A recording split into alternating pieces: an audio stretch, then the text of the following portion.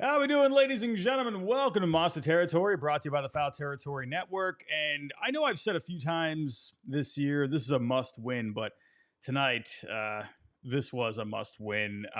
The Red Sox 5-game losing streak coming into this one just got swept by the Brewers, a team that really, you should have at least won 2 out of 3 in that one. It's been tough times for the Red Sox as of late going against a team, like the Atlanta Braves. They've had their struggles this year too, but over the last few weeks, for the most part, they have played better. And obviously, they got a lot of talent. You just got Ronald Acuna back recently.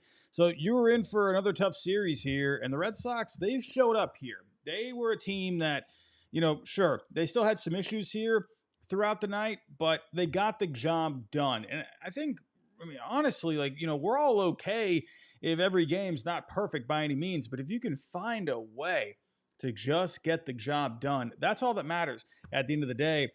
But they've had, guys that were supposed to be productive this year, not doing really anything as of late, right? You're looking at Trevor Story for the most part, a guy that's been in DFA territory on a lot of people's minds, obviously making a lot of money over the last few years, making quite a big salary this year. But, if you think back to some of the players, that haven't lived up to their contracts, like Pablo Sandoval, Hanley Ramirez was another one. The Red Sox have DFA'd those guys. And then Trevor Story, with the lack of production that he's had, people were starting to bring this up as maybe a possibility, but he really he came through in a big way tonight, not just for the Red Sox, but for himself. Big home run from Trevor Story tonight. But the bottom of the order, really want to shout out the bottom of the order. They looked very good tonight. I'll get into that as well. Abraham Toro, you had one play there in this game where goodness gracious.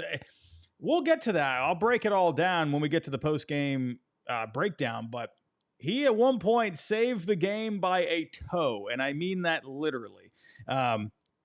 Abraham Toro, great game for him tonight on both sides of the ball. Well, there was one little thing, but ended up, obviously, I'll get to that. But Giolito, unfortunately, another 4 2/3 innings for the Red Sox. I feel like the Red Sox just can't get out of this cycle of 4 2/3 innings, but he got the job done. He had a couple of pretty high leverage spots, a couple of nail biter spots, but Giolito was able to do enough in 4 2/3. But the bullpen, there were a couple of moments I got a little uncomfortable, but the bullpen shut it down for the most part. Overall, a good win for the Red Sox tonight. We'll break this down. Before I do get started, we do have a word from our sponsor. It is complicated enough to figure out what type of car you want, but when it comes to pricing and best time to buy and all of that information that you're looking for, Car Gurus is the only destination that you should be thinking about, Kratz. Why? Because I don't have to question what the price is. It's going to be there. If the price changes and comes down to where I want it to be, bang, I get a notification. Car Gurus is giving it to me straight, and this is how I want to purchase a car. Not fast. I just want to know what's going on. With over 4 million listings, Car Gurus has more car listings than any other major online automotive marketplace in the U.S. So you can find the best deal, and it's no wonder SimilarWeb estimated traffic data shows Car Gurus is the #1 most visited car shopping site. So you can buy or sell your next car today with Car Gurus at cargurus.com. Go to cargurus.com to make sure your big deal is the best deal. That's cargurus.com, cargurus.com. All right, let's get to it, shall we? And listen, I got to center the offense around Trevor Story tonight because he had the big moment here tonight. But let's kind of work our way to how we got to that point. Now, the Braves did get this started off tonight with a 1-0 lead. And, it was kind of one of these things where you're thinking, oh, here we go again, right? The Red Sox just constantly finding ways to make mistakes. You had a throw home from Wilyer Abreu, and unfortunately Narvaez couldn't keep the ball in the glove, right? Wasn't able to really get it was a perfect throw from Abreu on the base hit, and Ronald Acuna Jr., he was out by a mile. It was a great throw. Unfortunately, it was a bit of a late hop to Carlos Narvaez. It had a pretty strong bounce to him, but he just unfortunately couldn't come up with it. That's a play that you gotta make at the end of the day. Sure, Matt Olson, good hit from him. He had Giolito's number pretty much all night, but really the Braves, they shouldn't have had anything on the board here tonight. So, but when that play happened, I'm thinking, here we go again, man. People, I feel like I've been seeing this one line from a lot of different people out there, especially from the radio guys, right? You're seeing the youth of this team. Carlos Narvaez, sure, he's having a great year. He's in his rookie season, but that's a play you got to make at the end of the day. You have to make that play if you're Carlos Narvaez, and he was kicking himself too, no doubt. But it's just those little things. But I'm really glad the Red Sox didn't let things get away from them tonight. So we'll get to the one sequence of events later in the game where it looked like maybe the Braves were gaining some momentum. But right after that, right, the Red Sox, first inning opportunity. They were overall not good with runners in scoring position tonight. That's been an issue all year. Really, when it comes to the situational hitting with this team, it's dreadful. But the first inning, you had another opportunity there. Raffy base hit, Willier with the walk, but then Narvaez and Myers striking out. You got to come up with something there. Fourth inning. This is where the big moment happened, right? It felt like Billy Beane in the Moneyball movie when Scott Hatterberg hit the home run, and then Billy Beane just turns to the TV. This was one of those moments, for me at least. Narvaez, Meyer actually striking out again in this inning, but Abraham Toro, who had a good game tonight, keeping the inning alive with a base hit. And then Trevor Story breaking out of a massive slump, the second worst OPS in the month of May. Believe it or not, Christian Campbell actually has a worse OPS in the month of May. Trevor Story is somehow better. I know that might be hard to believe, but that is true. For Trevor Story, over 430 feet on the home run. Hey, man, there's still something there, right? Still something there, but that home run got the Red Sox ahead in the game. Sixth inning. Narvaez with a double. Only hit tonight for Carlos Narvaez, but then Abraham Toro with the double as well, adding an insurance run. That made it 3-1. He had a great game tonight, 3 for 4, a couple of doubles. Abraham Toro. We'll get to the other thing here in just a second, but overall, Toro hitting .294 on the year so far with an .843 OPS. 3 homers. I mean, Abraham Toro. Have we found our first baseman? My goodness. Holy cow. Abraham Toro. He's been a solid pickup. And he was a spring trading invite. Hey, gotta love it. Seventh inning. You had some missed chances here. Sticking with the offense. Christian Campbell had the base hit. I liked this base hit from Christian Campbell. It was an opposite field hit. To me, when guys are taking it the other way, that shows me things are lining up nicely. The timing's looking good.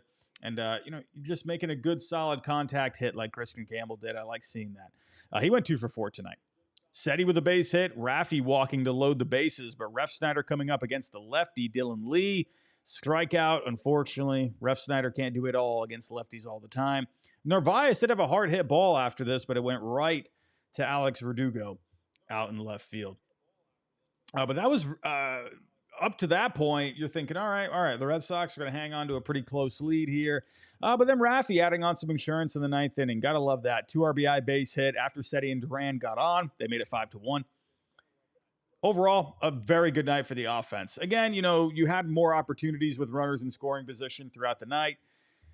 Hey, you know what? You don't have to be perfect, but at least come up in a couple of big moments, and the Red Sox did that tonight. Now, let's get to the next two topics, right? These two kind of blend in with each other, right? We'll talk about Giolito and Abraham Toro here. Now, Giolito, let's talk about him. Not really a great night, but he got the job done. He did enough. Like I said in the intro, another 4 2/3 innings. The Red Sox just can't seem to get out of their way with these short innings outside of Garrett Crochet.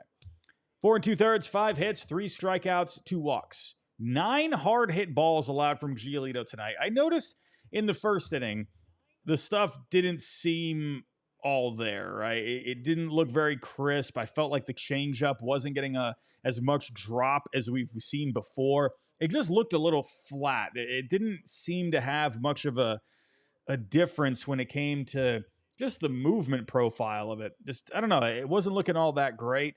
But in the first inning, like I said, the stuff seemed a little off. And, Acuna with the base hit, Ozuna with the walk. Olsen again had the RBI base hit. Second inning, gave up a couple of base hits there, but was able to wiggle around out of it. He settled down for the third, but then the fourth inning, he ran into some trouble again. Verdugo with the walk. I felt like he lacked command at times tonight. Murphy with the base hit, Harris with the line out, Williams with the ground out. So he's able to bounce back with a couple of outs there. And a huge strikeout to Ronald Acuna Jr. on the eighth pitch. And that was quite the battle there. Slider up and in. And I felt like that was all he had left in that AB, because the two prior pitches, Acuna fouled off a fastball and he fouled off he fouled off a changeup as well. So I'm thinking like, well, he's catching up to the fastball. He's catching up to the changeup. I mean, he's timing both of these pitches well. I'm thinking in my head, I'm like, I feel like he has to throw a slider here. I feel like he can't go to either of those pitches again. And he went with the slider, all right? Went with it up and in, and he was able to locate that pitch pretty well, and he got him swinging. That was a big strikeout, man. And then eventually, Bernardino came in. And Justin Wilson came in, and he got the strikeout to Olsen. So, Giolito, overall, a pretty solid night. But the bullpen, I guess all of these next few topics, they all kind of blend in with each other. Now, let's get into the bullpen here. So, Wilson, like I said, he struck out Olsen. I got to give a big ups here to Justin Wilson. He has been one of the MVPs in this bullpen this year. He's been so good. So good, Justin Wilson. What a pickup. I remember people, when that signing happened, I remember people thinking like, really? This is what we're doing? Justin Wilson? But I remember when that happened, because it was earlier in the offseason, and anytime I see a team go after a guy like that early in the offseason on a major league deal, that tells me that they got something on that guy and they were able to land him on a pretty good deal. And I don't know why. I felt good about the Justin Wilson signing when it happened. But then Garrett Whitlock came in. Whitlock was a little messy here. He's been scaring the crap out of me as of late. Garrett Whitlock, man, I mean, he was able to get through it here tonight, but a couple of things coming up, right? He's continuing to battle the command issues. Riley with a walk there, but he was able to retire the next three in the sixth inning. Seventh inning, though, Williams with a double, Albies with a hit by pitch, but then he got a huge strikeout to Ozuna. Olsen with the ground. Now, this is where Abraham Toro by a toe came in. Olsen with a ground ball to shortstop.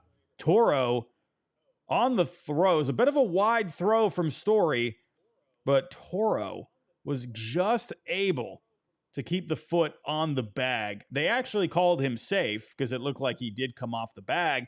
And then on the play, the runner was coming home. Toro throws it home and throws it away. And that's where I'm thinking like, oh my goodness, here we go, right? Here's the same team that keeps making all these mistakes. They keep finding new ways to lose. But Cork challenged the play, and it was a good challenge, again, by a toe. Ended up keeping the foot on the bag, and they reversed the call, and he was out. Gotta love that. Abraham Toro, like I said, he's been a solid pickup for the Red Sox so far. Weiser came in for the eighth inning, a 1-2-3. But the story of the eighth inning here, Marcelo Meyer, what a catch. Amazing diving catch at third base to end the inning. He was pumped up on the play. Gotta love it, man. I'm really liking Marcelo Meyer, man. He's obviously, one of the top prospects in the game, but I just like that he's contributing. He's not a black hole, but he's not on a red hot streak carrying the team. He's just there contributing. That's what I want. I'm not, everyone talks about, Craig Breslow, he's made comments about Roman Anthony in the last couple of days. He doesn't want to put the world on Roman Anthony, basically. He doesn't want to bring him in into a situation where they feel like he's the savior of the team. And no, I'm not expecting Marcelo Meyer, Roman Anthony to be the saviors of the team. I just want them to contribute. And I feel like that's what Meyer's been doing so far. He's been pretty solid with the bats. He's getting you some good ABs, playing good defense out there. Real like Marcelo Meyer. Now, with the bat tonight, nothing crazy, but good defense there. Good defense. Mason, with the bat, sure, not anything great, but I felt like he was working the counts all right. But he made a great play defensively. So Chapman came in for the ninth, striking out Harris, striking out White. Acuna with the pop out to Meyer to end the game. Gotta love that, man. Gotta love that. Again, just a gritty win tonight. It was weird because it doesn't, looking at the final score, it doesn't look like it was a close game, but for the most part, it was a pretty close game until Raffy and it added on the insurance runs there. But, this is what I think the Red Sox, they're going to have to do. They're going to have to get just enough from all three phases of the game to pull out these wins. If they can, get hot here for a little bit, pull together a few wins, get back to 500, kind of hold your own until Bregman comes back. And then Anthony, I'm sure Anthony's going to be up here at some point in the next couple of weeks, I would think. My guess is Anthony's going to be up for the Yankee series. I've kind of, for a while now, I've looked at that day off before the Yankee series, and I don't know why. It's in my head, just looks like a good day to call up Roman Anthony, right? Going to the Bronx, going to Yankee Stadium. You've had, prospects debut in Yankee Stadium before, right? Mookie Betts, obviously. Raffy with a big moment at Yankee Stadium. He didn't debut there, but had the big moment, like his welcome party, the home run off Aroldis Chapman. There's just something about the young players with the Red Sox playing at Yankee Stadium. I don't know why. It just has like this feel to it. And Roman, he's ready. The numbers are there. The guy is hitting the crap out of the ball. Sure, maybe they want him to work on a couple of things down in the minors. Sure, there are some things he could work on, right? If you do look at some of the numbers, the swing and miss, it's pretty middle of the road, and that's at AAA. So that's something where in the majors, that's, I feel like, going to get exploited a little bit. Wouldn't be surprised to see some swing and miss issues with Anthony in the early get-go when he first comes up. But, something that you can work on over the next week or so. Craig, he was talking about he wants to see some better numbers against breaking pitches in the zone with Roman Anthony. So that's something that he can work on. It's nitpicking of anything. I do think there is a bit of that Super 2 arbitration status tied into it. It's kind of what I'm thinking. I think they're trying to give themselves as much of a cushion with that. There's no hard deadline for the Super 2 status, but it comes down to the amount of playing time that you get. If you're in the top 22% in playing time in the first 3 years, then you end up getting a fourth year of arbitration. And that can potentially lead to tens of millions of dollars spent for the Red Sox. It's the business side of things. It's lame. They're never going to say it out loud. They'll never tell you that's why, they're not calling him up. But I think that's a part of it. I think they're just holding off until they absolutely can't anymore. I think that's what it is. So, you're going to see Roman soon. But again, if the Red Sox can string together a few wins here, get back to 500, call Roman up, and then maybe you end up seeing, a bit more consistency until Bregman comes back. And, then you got the deadline coming up. If the Red Sox buy, well, then all of a sudden, things are looking up for the Red Sox. So they're going to have to get this squared away over the, immediately. You got to figure out a way. If they can pull together, another 3 more wins in a row here to get back to 500, and I got to see that Liam Fennessy pure mid meme one more time, then I'm fine with that, right? But after that, come on. But the season today, it starts today, right? Obviously not the spot you want to be in at this point, but it is what it is. Good win for the Red Sox tonight. Now, let's get to the game two preview. The game two preview. And listen, it's going to get, hold on, let me pull up the pitching matchup here. I don't know why my game day isn't working. Hold on one second. It is the end of May, and I think, for the Red Sox, they're going to like that, right? Let's flip the calendar here to June already. We're all tired of this month. But we got Walker Buehler on the mound. I don't know why my share screen is not popping up here. Hold on one second. There it is. I don't know why that's not it's not popping up for me lately. But you got Walker Buehler, Spencer Schwellenbach, right? The Red Sox, hey, went up against Schwellenbach not too long ago, but they were able to get the W in that one. And then Walker Buehler, right? Taking a look at the last outing for Walker Buehler against Baltimore. He was all right. He went 5 innings, 4 hits, 2 earned. Not the sharpest we've seen him. But when he came back against the Mets, I mean, that guy, he was looking pretty good until he got ejected. He had 4 Ks through, 2 1/3. So, and against Baltimore, he ran into a couple of things. But overall, Walker Buehler, good to see him back on the mound, getting these starts now every 5th day. But like we saw with Schwellenbach, that last time he went up against the Red Sox, he went 7 innings, gave up the 4, right? But his last outing against San Diego, 11 Ks through 7 innings. Schwellenbach, man, sure, whatever. He gave up 4 runs against the Red Sox. But this is a guy with a lot of pitches. I'm sure he's going to come in with a different game plan. I'm expecting Schwellenbach to be on top of his game. This is going to be a battle. If we take a look here, there's not a ton of experience against Buehler. Of Albies, he's had a few ABs. He's 3 for 10. Olsen, he's had 5 ABs. Ozuna's had 8. Riley's had 6. Riley's done pretty well against him. 1,300 OPS against him. No home runs against Buehler. However, Rafi Devers, a couple of home runs against Schwellenbach.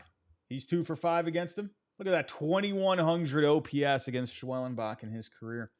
But obviously, like I said, he just went up against the Red Sox. So, but with Schwellenbach, he's probably going to come in with a different approach than what he did last time. We'll see. We'll see what ends up happening. But let's see if the Red Sox, man, they can start piecing some wins together here. That would be wonderful if they can do that. But name of the game here tonight. It was the season started tonight. Obviously you're starting in the negatives here, right? 4 games under 500 coming in. But, there's been a lot of talk over the last couple of days. I thought maybe you could have seen some kind of a move yesterday. I mean, we did end up seeing a move. We actually do have some news today. Liam Hendriks going on the IL. I guess it's right hip inflammation. Is that a phantom IL stint? I don't know. He was limping a little bit not too long ago in an outing, so maybe there was something there. But we did see a move, right? They did call up Nick Birdie. He's been pitching well in the minors. He got called up not too long ago. But, I thought there was a chance we could have seen something. But, Craig, he made those comments about Roman Anthony in the last couple of days, saying they don't want to make, they don't want to get over emotional with the moves, right? They don't want to bring Roman up at a time where everyone's going to be looking at him as the savior of the team. And again, he should not be looked at like that. Unfortunately, that is going to happen. And there is going to be pressure on him, especially if he got, called up now. I mean, that is definitely a way to look at it. But you're looking for some urgency with this team. So I was wondering if that could have happened yesterday. If they can pull together, a series win here, then yeah, I think, then you got the homestand coming up after that. So if they can piece together a few wins, if they can have a winning record here over the next couple of series, then I think things will feel a little bit more at ease, and that will be the good time to call up Roman. So I can understand that point of view from the front office, but at the same time, you still want to see some urgency. I still think no matter what, the pressure is going to be high for Roman whenever he comes up. Even if that was yesterday or tomorrow or next week, it's still going to be the same thing. And I think back to when the Red Sox, they've talked about their prospects. They want to put them in challenging situations. And I'm thinking, all right, well, here you go. There's a challenging situation. Again, you don't want to put the world on Roman Anthony. He's 21 years old. You don't want that. But you do want to see urgency. I was wondering if we were going to see some kind of an adjustment in the coaching staff or something. Here's the thing. When it comes to the Red Sox this year, they rank pretty well in a lot of facets of the game. I mean, if we're taking a look at the starting pitching, if you look at the starting pitching FanGraph wins above replacement, they rank 16th overall. They've been fine for the most part. Now, when it comes to innings pitched, I mean, because of Garrett Crochet, he's logged a lot of innings. The Red Sox do rank 10th or 8th overall, but you still want to see these guys getting more innings. They haven't had terrible starting pitching overall, especially when you factor in Crochet, but you do want to see it better. However, the bullpen's been very good this year. I know they've had a couple of issues along the way, but when it comes to wins above replacement, they're 5th overall this year. They're getting a decent amount of strikeouts. The strikeout to walk ratio is fine, but they're not giving up home runs, and that's a good sign for the future. All right, they're at right around 0.7 home runs per 9. That's very good for a bullpen. So this bullpen, I do think they could add something at some point, but right now, I mean, I feel like been pretty solid, minus a couple of times. And the offense, when you look at the offense as a whole with the Red Sox this year, they rank 11th overall. If you're looking at WRC+, they're 12th overall. They've just been so inconsistent. But I feel like that's going to balance out over time. Again, wait and see. They got to improve with runners in scoring position. That absolutely needs to get better. There needs to be more consistency there. So the numbers don't look bad with the Red Sox. They just need to start getting things together here. I'm going to wrap it up right there, ladies and gentlemen. Thank you for joining me tonight. We'll be back here tomorrow for the Game 2 post-game coverage. Make sure you got your notifications turned on. If you can on the way out, hit that subscribe button, hit the like button for me, and I'll talk to you next time.